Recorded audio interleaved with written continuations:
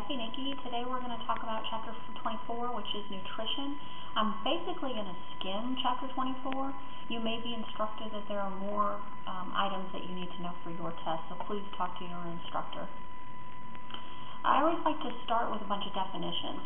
So here we have several. What is a nutrient?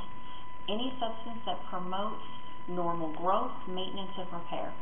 An essential nutrient. This is one that we cannot synthesize inside the body. We'll see in just a second. We'll talk about some minerals and we'll talk about some vitamins that cannot be synthesized by us. We must consume them in our food. The third category there, non-essential nutrients. These can be made by the body. There are several amino acids that we can, remember we have a protein, and we break that protein down into individual amino acids. We can take one amino acid and tweak it to make it another amino acid. So that would be one that we don't have to consume in our food to have it, but we do need to consume food in order to make it from the products of our food. So a lot of people don't like the word non-essential. You still have to eat food. So the last two are really just telling you what are the major human nutrients. What are the 6 things that we need to survive? Carbohydrates, lipids, and proteins are the main 3, and we're going to talk about those in detail. But basically, if you remember from when we started back in 201, we said that you have the 4 biomolecules: carbohydrates, lipids, proteins, nucleic acids. Well, here are these 3 of the 4 coming back. So carbohydrates for food like glucose, lipids, fats, proteins we need for enzymes in order for many of our biological functions to occur. What are some other human nutrients that we have to have? We have to have vitamins. We've seen some of these vitamins in action. You should have talked about vitamin D throughout the semester. You should have also talked about vitamin K when you did blood clotting. We'll come back and talk about some more of those. And then minerals. Some of the ions that we've been talking about: magnesium, calcium, iron, iodine, several of these that we need, potassium, sodium, I don't know if I mentioned those, minerals that we need for our physiological function. And then they always say, technically speaking, water. So think back about, I can't remember if it's 2 or 3, chapter 2 or 3 back in 201. If you remember the word dehydration synthesis or hydrolysis. Hydrolysis means break with water. You have to have water to take a large polymer and break it down into individual monomers. So poly meaning many, mono meaning one. So if I have a large protein and I want to split it into individual amino acids, I have to have water to be able to do that. There are several different My Pyramids or healthy eating charts. Your book also has a plate where it shows the different sections of what you should consume and the portions of that. I like this one because it shows the person walking up the stairs. I like the fact that it's saying it doesn't matter what you eat in a roundabout way. It doesn't matter what you eat. You have to exercise. So of course we want to eat the right proportions of everything, but you still have to exercise if you want to maintain a healthy lifestyle. This one I like as well because I think it's interesting that we're pretty flipped here in the United States. So look at the top section of this pyramid. We have white rice, white bread, pasta, potatoes, sweets. That's the teeny tiny part. And then we have milk and cheese. Then we have fish. Then we have chicken. So the top 3 sections that we're supposed to consume the smallest amount of those, it's flipped, right? We consume those in the largest quantities. Most of us don't consume 2 to 3 servings of fruit every day, or vegetables in abundance. They're the afterthought, right? So it's just kind of interesting here in the United States. It might be why we have an obesity problem, because we eat everything off the top half of this food chart. Okay. So on to carbohydrates. Not that I'm a glowing example of nutrition, right? I try my best. We can't always do. Sometimes we want a piece of chocolate cake, but for the most part, we should be trying. Okay, so carbohydrates. I don't normally have numbers for you to look at. I just put this up here because it's the recommended daily allowance for carbohydrates. It says 130 grams per day. If you eat a Big Mac and a large fry, that's it. That's 130 grams. So if you consume a Big Mac and a large fry, you're done for the carbohydrates for the day. And every food almost has carbohydrates in it. What are carbohydrates? Glucose, fructose, milk sugar, which is galactose. So everything that we consume has a carbohydrate in it of some sort. So The first listing there says starch. What is a starch? A starch is a complex carbohydrate. So it's many glucoses linked in such a way that they kind of form a sheet. They're a little harder to break down. So grains, vegetables. Then we have sugars. We have fruit sugars, which I said is fructose. There's a chart coming up in just a second. Milk sugar, which is lactose, and then we know glucose, body sugar. So why do we care about carbohydrates? So by now, especially if you had me and I've drilled cellular respiration forever, you should know that, let me see if I can get this pen working quickly.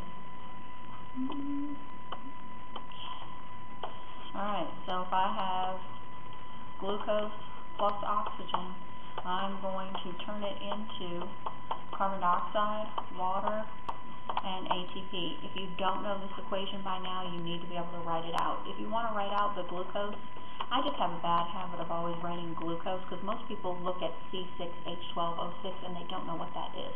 So usually we know O2 is oxygen. So if you want to write it out all in the chemical formula, you can. But basically, you have to have glucose. Glucose is your brain's food source. Your brain likes glucose exclusively. It doesn't want to have to use fats to produce ATP. It's much easier, much more quick to use glucose. So neurons use glucose almost exclusively. Red blood cells use glucose. And I'll put this last point in here because I want to make sure we're tying everything that we've learned this whole semester back together. So excess glucose is converted to what? So hopefully you know if we take glucose and you have too much of it, you're going to turn it into glycogen. And where are you going to store glycogen? This is in the liver. Now go back to chapter 16, those pesky endocrine hormones, right? How do these relate to glucose and glycogen? Do we remember? I'm running off the page here. Glucagon and insulin. What does glucagon do? Glucagon breaks glycogen down into glucose. So if you don't have enough glucose in your bloodstream, we go ahead and release glucagon from the pancreas. Glucagon tells glycogen in the liver to break down into glucose, and then that glucose gets released into your bloodstream. So again, everything is tied together in this, particularly in 202. Alrighty, here we go. So this was just to kind of give you an idea. All of these are carbohydrates. So there's sucrose. Sucrose is like table sugar. If you take glucose and fructose and put it together, you get sucrose. So maltose, wheat, I usually think of like wheat sugar. Lactose, which is milk sugar. Regular glucose. And it's showing you the equation or the end result of respiration, right? CO2, water, and energy. That energy is ATP, right? Alright, so what happens if you have too much glucose? We just said you store it as glycogen in your liver. Okay, we got that. Well, what happens if you have too much in your bloodstream, too much for your liver to store? What do you do with the extra glucose? Well, some of it can also be turned into fat. So we have the word there, lipogenesis. You should be able to look at that and figure out what it is. Creating lipids. So basically, if you're just consuming Big Mac after Big Mac, once your stores are full, we're going to turn everything else into fat. Okay, next category, lipids. So we did carbohydrates, we're going to do lipids, and then we'll talk about proteins. So what are some of the dietary sources of lipids? Where do we get lipids from? And we think of fats, right? Well, I've numbered these because there's many different types of lipids, so I just want to make it clear the three that I'm going to talk about, so I have them numbered. So the first one there, triglycerides. I have a picture coming up, so if this doesn't make a lot of sense, just hold on for a second. There's saturated fats and unsaturated fats. So saturated, think of something that's solid, so butter. Here it says meat, dairy foods. Unsaturated, think of something that's usually a liquid. So your corn oils, canola oils, sunflower oils, anything that's a nut and seed oil derivative, it's usually unsaturated fat. So let me show you the picture, then we'll come back and talk about cholesterol for a second. So this is from a different book. This is from a biology book, but there's something similar in your textbook. Basically, if you look at the top one, it says unsaturated. And hopefully you can see that we're missing hydrogens here. Go down to the saturated, every single carbon has a hydrogen on it. So what happens in a saturated fat is everybody kind of lines up and forms these sticks, which is why it's real easy to form a solid. But what else would be bad about solids that you consume in your food that are traveling around in your bloodstream after your intestines reabsorb the fat? Well, these things can become clogged, right? So it's not such a great thing. So why are unsaturated fats a little bit better? Well, you can see the hydrogens are missing, so it forms these wavy tails, or kink tails as they like to call it. They don't form solids as readily, so therefore they won't really stick. Let's go back and just read the statement that we had about, if I can get there. There we go. Cholesterol. The majority of your cholesterol is made by your liver. So about 85% of your cholesterol is produced by the liver. So basically, if you're consuming food that's high in cholesterol, your liver's already at the 85% mark. You're just adding to that. Again, if you have too much cholesterol, too much fat, eventually it's going to be in your plasma and as you're trying to get rid of it, and you're going to have some, again, clogging of the arteries, making your blood more viscous, which we know is not a good idea, right? So, but we need to look at where cholesterol is important. And hopefully you remember this picture from way back in 201 again. I know I keep referring to 201, but at this point it should all be coming together in a big picture. So these here, not a good color. These guys right here, these are all of your cholesterols. If you remember, cholesterols get wedged into your plasma membrane. This, hopefully, let me go back, let me make sure. This is our phospholipid bilayer. This is extracellular fluid. This is intracellular fluid. This is my cell. So remember, one of the necessities of life, or to call something living, it had to have a boundary. That boundary for us is the phospholipid bilayer. So it separates the outside environment from the internal or inside environment. These cholesterols help with rigidity, or they help keep the wall steady. They also stop water from just leaking out anyway, in or out. And if you talked about aquaporins, you can go back and look at that. That's not really what I'm here to talk about. Basically, we're offering some stability by wedging some cholesterols in there. Why did I mention aquaporins? Why did I mention water? What's the relationship between fats and water? They don't like each other, right? So if you have oil in water, it spreads, right? It doesn't want to form or mix with the water. It's the same thing with these tails, right? These tails don't like water. They're hydrophobic, which is why they stick together, which is why we have a cell membrane. Okay, I'm sure I've gone way off track, and you're like, oh, Miss Nikki, stop. So I'll stop. Let's go back to, this is where we left off, right? Cholesterol in egg yolks, meats, shellfish, milk products. Again, if you consume too much, not good for you. Alright, so we talked about saturated, unsaturated. We talked about our phospholipid bilayer and our cholesterol. Well, you can see right here the word phospholipid. That's the third type of phospholipid the third type of lipid that I want to talk about is called a phospholipid. So, number 3 there, phospholipids are essential in what? You have to have phospholipids in order to have a cell membrane. If you don't have a cell membrane, you don't have life. So we should get that. Okay, so now to the overall. We talked about the 3 types of lipids. Let's talk about what do we do with these lipids. Why do we have to have lipids? Why do we care? So essentially, what's your body going to do with lipids? Number 1, highlighted in red there, it's going to help absorb fat-soluble molecules, specifically called vitamins. I'll get it out. We'll see vitamins in just a second, but certain vitamins have to attach to fat before they can be absorbed into the bloodstream. Some of the other, we have to have them for phospholipids, we have to have them for cell membrane. That's pretty critical, right? What happens with adipose tissue? Where did we find adipose tissue back in Chapter 4 when we did histology in 201? Around your organs, right? Hopefully when you did digestion, you talked about some of the fatty pockets or draping of fat. So what is it going to do? Provide cushion for your body organs. It's going to offer an insulating layer beneath the skin. Remember our hypodermis in our integumentary system?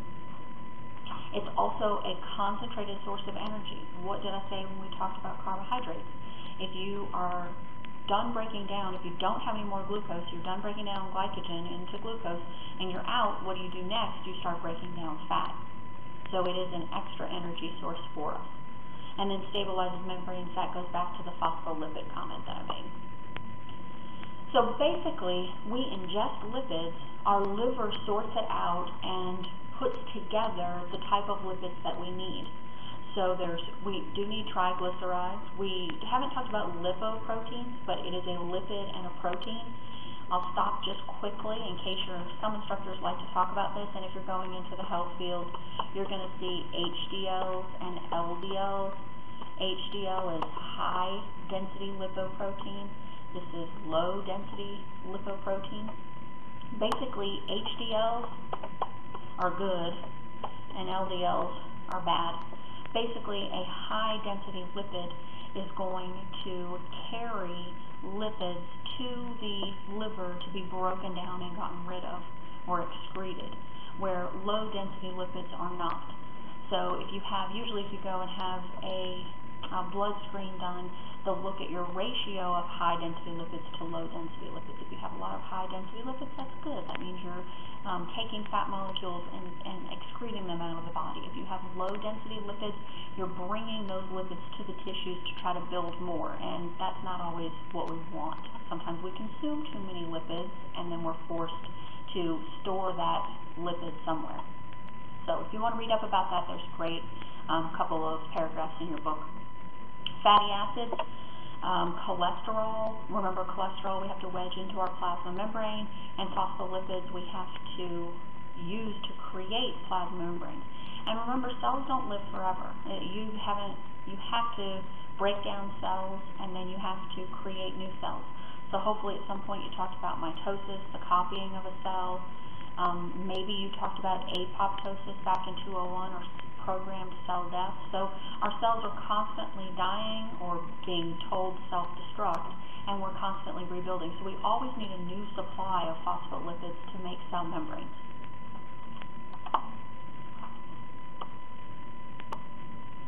Okay, we're finally on to category 3, proteins, right? Okay, where can you find proteins? Eggs, milk, fish, most meats contain what they call complete proteins. The reason they call them complete is they're saying they have every single thing that you would need to make all of your essential amino acids.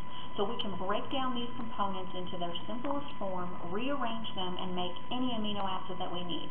And hopefully, I've said this a couple times, but I just want to make sure, when we have a protein, what is it? It's a bunch of amino acids. This is amino acid 1, amino acid 2, amino acid 3. They're all linked together to make a protein. So if you consume just legumes, nuts, and cereals, so pretty much beans, nuts, and cereals, you don't have all the components there in order to make every amino acid. If you consume individually, if you consumed just beans, it's not going to do you any good. If you consume just nuts, if you consume just cereals, they're talking like wheat, right? But if you consume beans and cereals, so beans and some sort of rice or wheat together, then you have the ability to make every single amino acid. So I love the comment in your book, especially in countries where meat products are not readily available. So not that, either fish or poultry or actual meat. If they don't have that much, what do you always have in the diet? You always have beans and rice. Okay, so what do we use proteins for? We talked about how we get them in the food. Why are they important? Well, keratin. Ooh, geez, hopefully we remember this. What is keratin related to? Skin, right? What about collagen? Skin too. Hopefully we remember our keratinized stratified squamous epithelium, that waterproofing on the outside of our skin. What about elastin? Also, we have elastin in our skin. What about muscle proteins? Do we remember myosin and actin? So what happens if we're lifting weights? We have to make more proteins, right? Well, where do we get the building blocks to make more actin and myosin? We have to consume the food, break it down, and then build up the muscles that we want with the proteins that we want. So it says most functional molecules, enzymes, and some hormones. So basically focus on the enzymes. We've talked about these quite extensively, hopefully, throughout 201 and 202. The enzymes, they are proteins with a job, right? Proteins with a specific job. Sorry, pen slipped there. Sucrase is an enzyme that breaks down sucrose, which is a sugar. So proteins with a specific job. Again, I'm going back to cellular respiration, making ATP. There are several enzymes that we have to have in order for ATP to be generated from glucose. If you don't have those enzymes, cellular respiration doesn't happen. If cellular respiration doesn't happen, you don't have any ATP. If you don't have any ATP, pretty much you die, right? And if you're one of my students, I'm sure you'll think that's funny because I've said that a million times this semester. Okay, on to vitamins. So we did carbohydrates, we did lipids, we did proteins. We'll talk about vitamins, and we'll talk about minerals. And then I'm not going to go back and talk about water, which was the 6th item. Basically, they're organic compounds. So organic means they have carbon in them. That's it. They're crucial in helping the body use nutrients. They're usually called coenzymes. So when you see coenzymes, it really just means helper. That's what I think of. So without the vitamin, remember how proteins have to be folded in a specific way in order for them to do a job. To be an enzyme and do a job, the protein has to be folded. Well, sometimes vitamins will bind, and that binding will cause the protein to fold and become active, is what they like to call it. So they call these coenzymes, meaning if that vitamin isn't present, that protein can't do its job. So vitamin D, B, K are all synthesized in the body. Here are some fat-soluble and water-soluble vitamins. So meaning you have to have fat in order for vitamin A, D, E, and K to be absorbed into the body. So think of the retina, your eyes need vitamin A in order to work properly. What's vitamin D? Calcium absorption, right? When did you see vitamin K? You should remember that from clotting. Vitamin E here really helps with antioxidants, getting rid of unwanted charged molecules in the body. Vitamin C, this is going to have to do with skin, collagen. Vitamin B, critical in cellular respiration. There are several vitamin B complexes that are coenzymes that if they're not present, the cellular respiration enzymes can't do their job. So very, very important. All right, what about minerals? We're not going to look at all of these, but some of these right off the bat, you should be able to tell me after this semester what they're important for. So minerals, most of the time I usually think of ions when I think of minerals. So here is calcium, so we know this has something to do with bones. So does phosphorus. Remember that hydroxyapatite? That's the calcium phosphate. Potassium, hopefully after muscle and nervous cell transmission, we know potassium is important for your resting membrane potential, right? What about sodium? That's also important for your resting membrane potential, right? Sodium has to be on the outside, potassium has to be on the inside. Magnesium helps with neuron transmission. We may not have talked about this, but magnesium again helps neurons communicate more rapidly with each other. Iron, hopefully we think red blood cells. What about iodine? We should think of T3 and T4. Go back and look at your endocrine chapter. You can't make T3 and T4 without iodine, correct? Okay. The interesting thing, though, is that you do have to be careful. Can we just load up on as many minerals as we want? No. There has to be an uptake and an excretion, so you want to keep it in balance. If you have too many minerals and you're not excreting them at a normal or regular interval, you're going to have them build up and they can become toxic. So you can't overload, basically. Okay, so we've talked about carbohydrates and lipids and proteins, let's talk about metabolism and basically just understand these isms. So metabolism is any bioreaction or biochemical reaction that's happening inside the body. So anytime I put things together or break things apart within the body, that is your metabolism. So there's two types of reactions. There's anabolism, and this is the synthesis of large molecules from small ones. So let's put that into A plus B, right? So if I have A and I have B and I want to turn it into this molecule, that's called anabolism. Think of building. Catabolism, I always think of cut. Hydrolysis, break with water, complex structures. So if I have this complex structure and I want to break it down into simpler ones, that would be this equation. So catabolism is to cut or break down, anabolism is to build up. And then basically, what is cellular respiration? Cellular respiration is catabolism, right? We're taking glucose and we're breaking it down into simpler components. Basically, when I write ATP, your book is saying energy. So hopefully you know we're taking the energy out of glucose and we're storing it in ATP. You don't make ATP, you take the energy out of glucose and you stick it onto ATP, and then that ATP can go anywhere in the body and be broken down and release energy. So ATP is more of the vessel for transferring energy throughout the body. I put this chart in here just so you could see the different stages at which proteins and fats and carbohydrates enter into cellular respiration. If you would like to learn more, feel free to look through the book. I don't make my students know all 4 steps of cellular respiration. I would rather have you understand the basic concept. This is cellular respiration, right? All 4 steps here, 1, 2, 3, 4. You can see proteins can come and enter this part, or this part, and very infrequently. Fats, where can they enter in cellular respiration? There's several points here. Basically, you put food in, we go through this process, and you get ATP out. Now, might there be some other things you get out? Yes, you get lipids that you might want to use to build phospholipids or cholesterol. You're going to get sugar that you're going to store. You're going to get proteins that you're going to break down into amino acids. But basically, when we talk about metabolism, food in, energy out is basically what you should get. I guess I should also mention how many ATPs. Some teachers like that.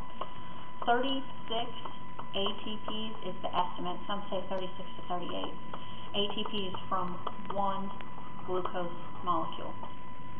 And again, when we consume something that's a starch, it has hundreds of glucose molecules, but just one will give us 36 ATPs.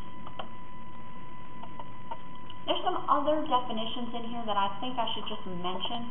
What's energy balance? Most of these make sense. Energy balance. Balance between the food that you intake and the energy that you put out. That's your energy balance. So you're eating food, energy intake, you're breaking it down, and then whatever energy you're expending. So bond energy released from food must equal total energy output. What happens if you don't consume enough food, but you're working out constantly? You're going to lose weight, right? You're going to break down your fat stores. What happens if you eat too much food and you're sitting on the sofa? What happens to the food that you eat? It gets stored for use later because you're not expending any energy. So to me, that seems pretty basic that we can think about that. There is a really interesting focus section. It's 2 pages in your book. I want to say 492, 93, somewhere in that neighborhood. Where it's focused on obesity, and it goes through some really interesting ideas and some of the different surgeries that are available, some of the different diet plans. I suggest you just look at it, look over it, and read it. There's a way to kind of factor your obesity level, and they do this what's called body mass index, or BMI, and pretty much they take your weight times your height, and then you get a number. And if your number is between 25 and 30, you're considered overweight. If your number is over 30, then you're obese. I've seen some new websites where you can enter your pants size and your height, and then it'll tell you what your BMI is. So I don't know if I really believe some of those sites, so be careful if you go looking for a BMI calculator. You should be measuring something and then entering that. And again, why do we care about this? What happens if your body mass index is too high? So we've seen a direct correlation between high BMI and a higher incidence of all of these. Atherosclerosis, plaque buildup in your vessels, right? Diabetes, insensitivity to insulin, hypertension, heart disease, osteoarthritis.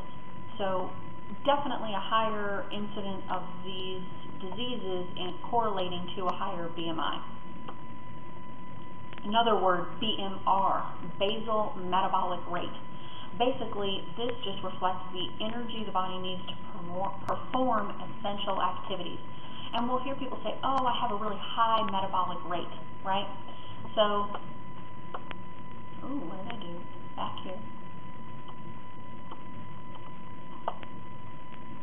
It doesn't want to let me write. I better get it fixed before the next slide.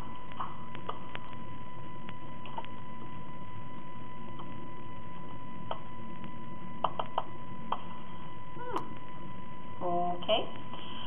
Basically, if somebody has a high metabolic rate, so they're consuming food and they're burning through it very quickly, right? Not just because of physical activity, but because of their normal bodily functions. This could be genetic, right? So if you're consuming food but you have a high metabolic rate, you're not storing fat, right? So you're not going to have that reserve. And you could also start breaking down other tissues in order to provide you with energy. What happens if you have a really low metabolic rate? So your body is not burning the food that you're consuming fast enough, even if you are exercising. So if you have a low metabolic rate, that means you're going to store more fat on your body, and then that can lead to some of the same issues that when we saw a higher rate of BMI and how that led to heart disease and other issues. So, excuse me. So just two words that you should be familiar with, basal metabolic rate and BMI. Hope I can get the pen because I don't want to have to try to do puppets to explain this to you. So let's see. No, we don't want to work, right? No. Shoot. I have no idea what I did. Let's go back. No, back. I see it says end of slide. Okay. I'm going to behave now, right? It keeps switching to end of slide. Okay, it's not going to let me write. So, basically, what would you have, starvation diets, what are they doing for you? Well, let's start with carbohydrates.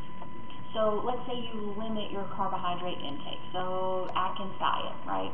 If you aren't consuming carbohydrates, short term it's okay, right?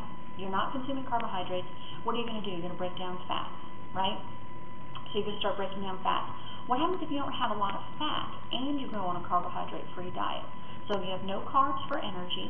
And remember, your brain likes glucose. So if you're starving your brain, it's probably not good for your brain. But okay, so low glucose, low fat. You don't have a lot of fat. The next thing you start breaking down are proteins. Where do we have proteins? Muscle. Do we want to start breaking down our muscle tissue in order to have proteins in order for the rest of our organs to survive? No, we don't. They call it tissue wasting. So I would say for a short period of time, reducing your carbohydrate load, seeing how most of us eat many more carbohydrates than are necessary, initially it's not that bad.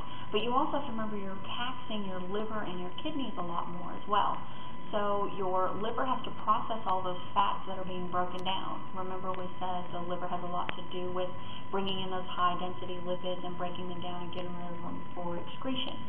So your liver's working overtime if you're on a low-carbohydrate, high-protein, high-fat diet. Again, what happens if you're doing just protein? So I know there's been some diets where it's like, eat all the bacon you want, but just don't eat any sugar. Well, again, that's not good for your kidneys because urea is a component of the breakdown of proteins. So basically, if you're consuming many, many proteins, your kidneys are having to work extra hard as all of this product comes in, and your kidneys have to turn it into urea and kick it out through excretion. So basically these starvation diets, they're taxing some of your excretory functions and your liver as well. And then the last thing was eating disorders up here. There really isn't anything in the book, but I did want to just mention it. Most people have heard of anorexia and bulimia. Anorexia, you're not consuming food, you're pretty much starving yourself. So this goes hand in hand with the starvation diet that I was just talking about. We've all seen the picture of somebody who's anorexic and they're down to skin and bones, basically. I mean, they're under 80 pounds. Why is this bad? Well, obviously, you're not getting the nutrition that you need. So your brain is not working properly because it doesn't have glucose. You're not insulating your organs as well because you don't have any fat. And then the muscles that you did have, you broke them down to get the protein out of them so that you can still live. So you have tissue wasting. You don't have a lot of muscle. And remember, go back to 201. What do muscles do for you? Remember, muscles stabilize joints. So if you don't have that muscle there to help stabilize the joint, what happens to your joints? They don't work as well, and you can have slippage. That's not good. Proteins, aren't ligaments proteins? Yes, they are. If you're holding bone to bone together with a ligament, that's protein. What if we start breaking those down? Again, if you're not getting the minerals that you need, you're going to leach them out of your bones. So you can have osteoporosis setting in. So what about bulimia? Bulimia is where you consume food, but then you're regurgitating, you're vomiting up all of this food at a later date. So you binge eat and then you purge it because you don't want to feel full or you don't want to gain weight. This can lead to many other types of issues, right? Go back to when we talked about throwing up your stomach acid content, and that stomach acid content would normally be put into your bloodstream, and that would help regulate your pH. So we said there's respiratory alkalosis if you have vomiting quite regularly. Not only, so it's messing with your pH, which is messing with your pH is messing with the enzymes that are in your blood plasma. That what do those enzymes need? They need a specific pH in order to function and to carry out your physiological tasks. Also, you'll see that people that have bulimia, it starts eroding away the enamel on their teeth, constantly having that hydrochloric acid. And usually there's low potassium. So at the same time that you're vomiting, you're also bringing up hydrochloric acid, but you're also bringing up potassium as well. And remember, potassium has to do with setting your resting membrane potential on the inside of a cell. So if your resting membrane potential isn't right, this can affect your mental activity, nervous cell transmission, muscle transmission, all of those things. So overall, none of those are great things. So that's it for the lecture. I'm sorry the pen didn't work, and I hope you guys have a great rest of the semester. See you later. Bye.